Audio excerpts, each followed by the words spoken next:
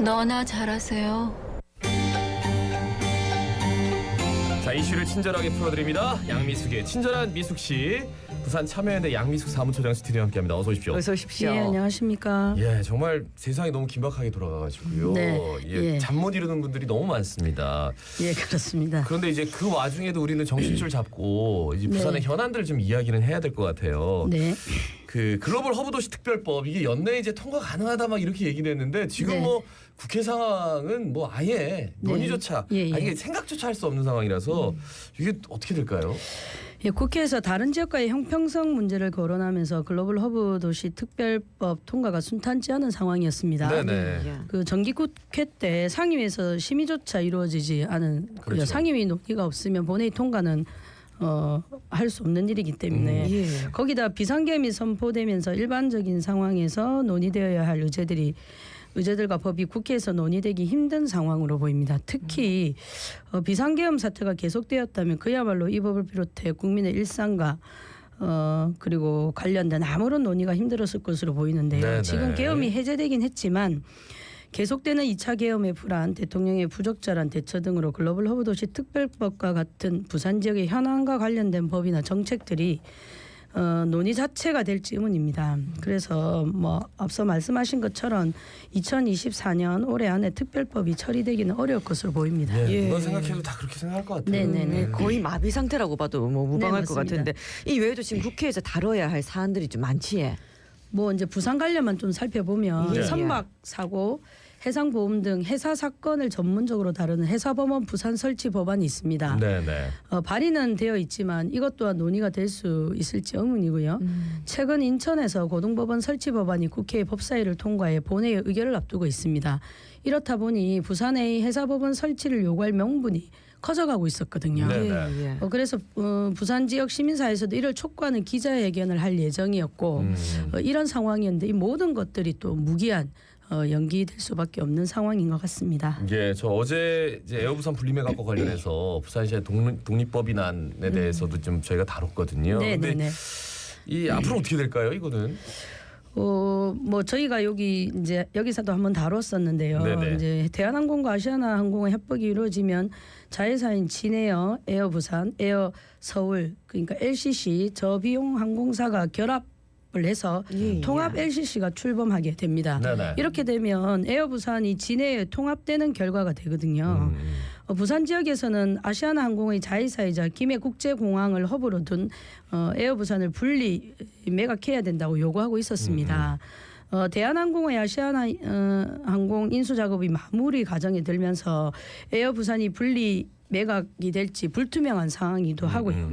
그럼 지금 이제 활발한 논의와 뭐 정치권에 대해서 뭐 로비나 이런 것들이 필요한데, 근데 그렇지 못한 채로 분리 매각이 되지 않은 채로 이제 통합이 되게 되면 합병이 되게 되면 부산을 기반으로 하는 그리고 부산 상공계가 출자해서 탄생한 회사 그리고 부산을 허브로 하는 항공사가 없어지는 상황이 되게 됩니다. 예. 네, 그러니까 예. 이제 합격됐죠. 돼서 이제 다 네네. 납부하고 끝났는데 네네.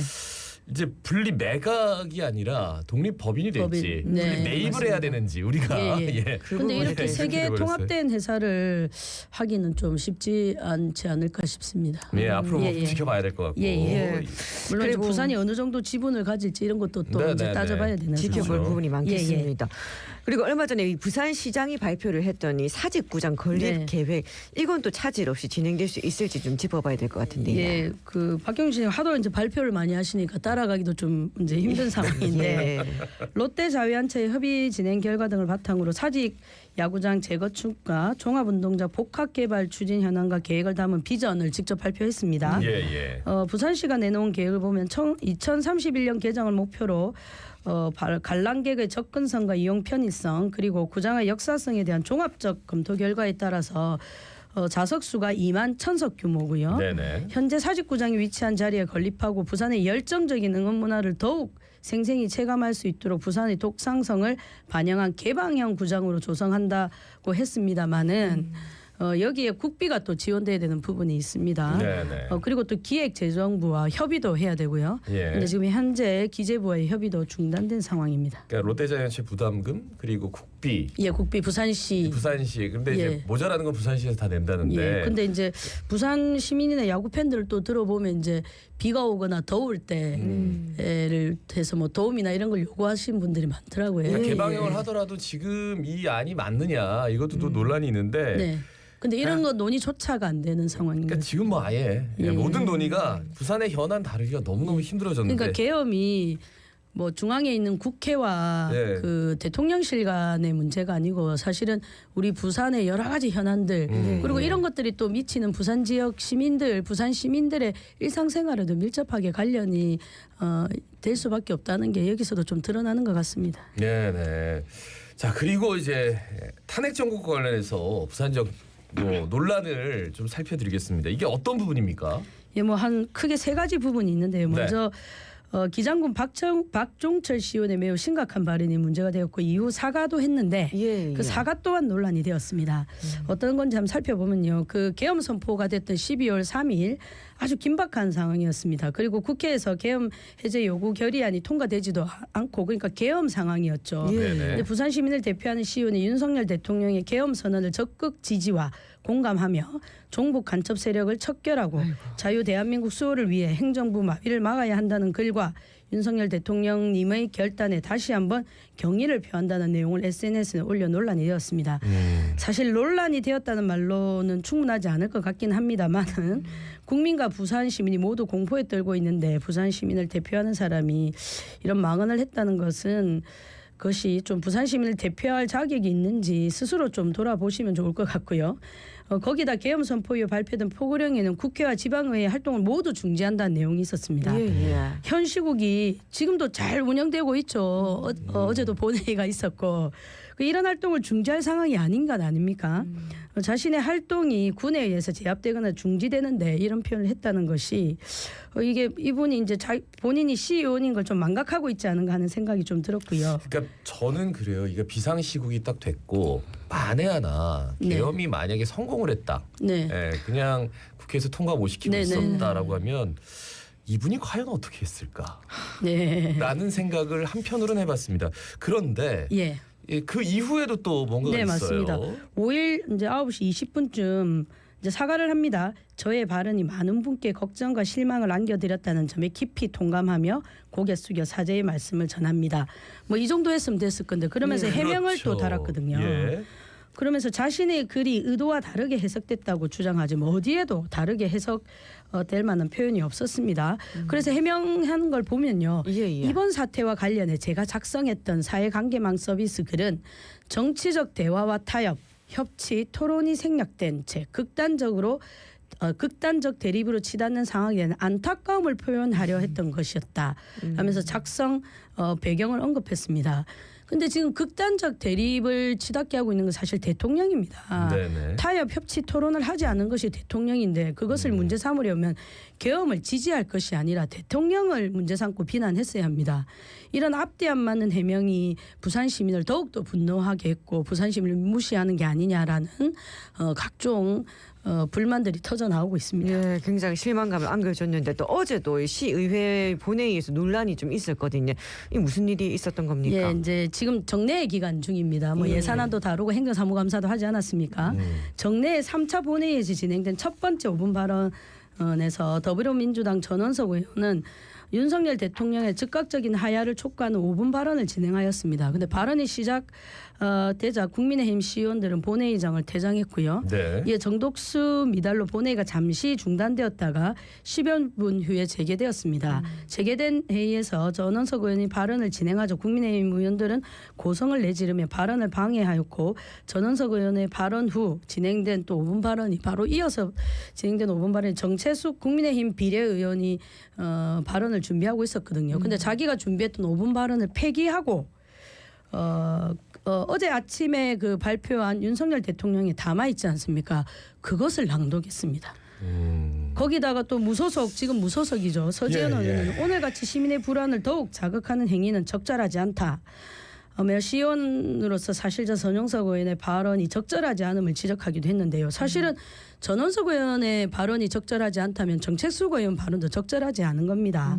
그리고 비상계엄 사태 이후 부산을 비롯해 전국에 매일 수많은 시민이 광장에 나와서 윤석열 대통령을 퇴진을 외치고 있는 상황에서 윤석열 그 대통령 하야 촉구 5분 발언은 시민의 의견을 담아서 시민의 대표로 할 수 있는 발언입니다. 네네. 이 발언이 문제라면 박형준 시장이 12개 시도지도서와 함께 발표한 탄핵 반대 또한 문제가 되는 거 아니겠습니까? 근데 같은 당 시당의 의견에 대해서는 아무 입장도 안 하면서 다른 당의 의원의 5분 발언을 통한 합법적인 발언에 대해서 이렇게 한다는 것은 사실은 시의회의 어떤 활동에 있어서 매우 부적절하다고 보이고요. 그리고 그러면서 다 어제도 나가버리고, 발표됐지 않습니까? 지금 질서를 유지하기 위해서 국회에 군대를 투입했던데 어떤 질서가 지금 파괴돼서 유지해야 되는지 그리고 사회가 매우 혼란스럽다는데 사회가 매우 혼란스러운데 우리 시의회나 부산 시민들은 아무렇지도 않게 생활하고 있었거든요. 그러면